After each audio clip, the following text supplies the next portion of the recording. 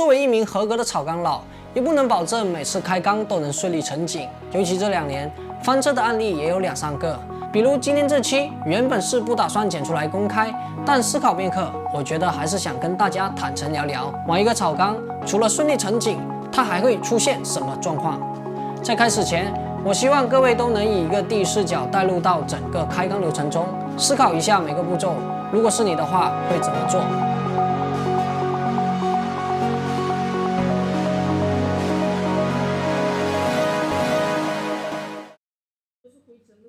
这是一只矮缸，你会打算做什么样的造景？这里就要聊到什么样的尺寸算一个矮缸。我觉得这个问题并没有个标准答案，但凭据这2年的经验，通常一个鱼缸高度小于长度一半，在视觉上看起来就是一个矮缸。只可惜矮缸无法成为大众主流，设备的选择是一大痛点，同时限制了很多水草品种及造景素材，也注定了不能用常规思路去创造这只453020。不过这次有很多新的尝试，像之前一直想用但一直没机会用的玻璃底柜，颜值大于实用性的不锈钢滤桶，还有素材跟植物。按照惯例，想了解详细名称的朋友，我已经打到简介里，可以自行查看。展会之后，重新调整了一下家里的鱼缸摆放布局，这个位置放下一只60以内的尺寸刚刚合适。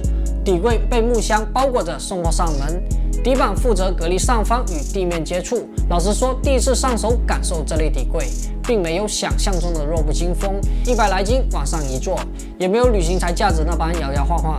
借助大力夹拧紧螺丝，再把灯杆嵌入，这就是玻璃底柜的支架安装方式。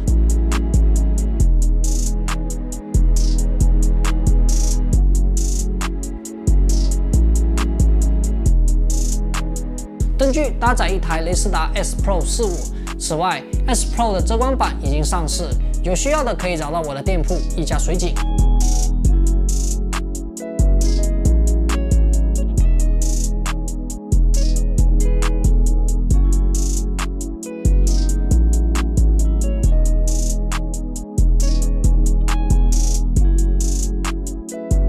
我个人对格子板的运用次数并不多，甚至很迷，有可能这次用了，下次又不用。但这次的 Amelia 岩石特点比较明显，丰富的细节层次带来很多支撑点，随手一摆，加入小块垫起想要的角度，加上格子板紧条有序的接触，使得整体更加牢固，过程相当顺利。毕竟常年接触岩主造景，没有那种尖屁股或者圆屁股的主石支配的恐惧感。只可惜获取途径不易，手上的几块也是好友相赠。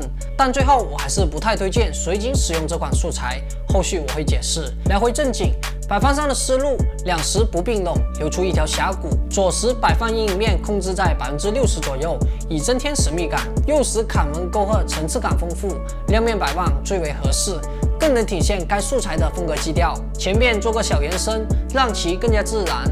这样一个简单明了的小岩组就摆放完毕。下一步就是铺设底床 ，K1 硫化床。了解污水处理系统的一定不陌生，如今也难逃鸡爪之下，撒上一把即可提高底床，并在水草泥之下建立一大片透水区，一定程度利于植物根系的呼吸和生长。今后杆子一翻，泥一扒开，全部浮起，不会与泥混杂。这么一说，的确是个好东西。前面3至4公分，后面9公分，是这支缸铺泥的厚度参数，仅供参考借鉴。种草之前不是加水，而是打湿，让水草泥的每一个颗粒都惹上水分，摘录的水草才能不那么被轻易的带起。矮珍珠能快速成景，当然迷你矮按比例来讲会更加合适，但是我不想增加风险，毕竟简单好养成景快才是我这次的第一需求。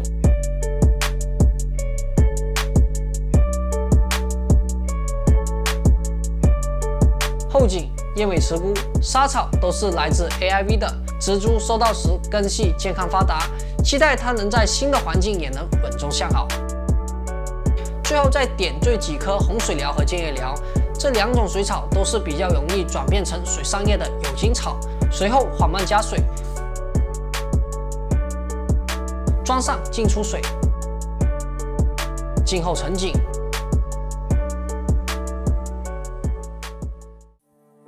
8月底，距离开缸恰好2个月，此时一塌糊涂。先观察水草，矮珍珠首批全军覆没，这是栽种后的第2批，并且加1个月生长的样子。看看石头，活活晒成了火山石。满满的藻类不是不刷，而是实在不能刷。轻轻一动，缸中就下起了雾霾，这就是开头不推荐的缘由。翻动底床，懵逼的还以为买到了假泥，其实是 Amilian 泡水后慢慢分解下来的灰尘。以上的每一项，我觉得都可以成为翻缸的理由。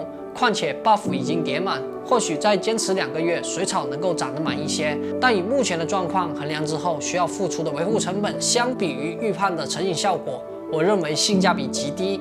最终我选择3号重练。假如你看到了这里，非常感谢和我一起见证了这2个月的成本打了水漂。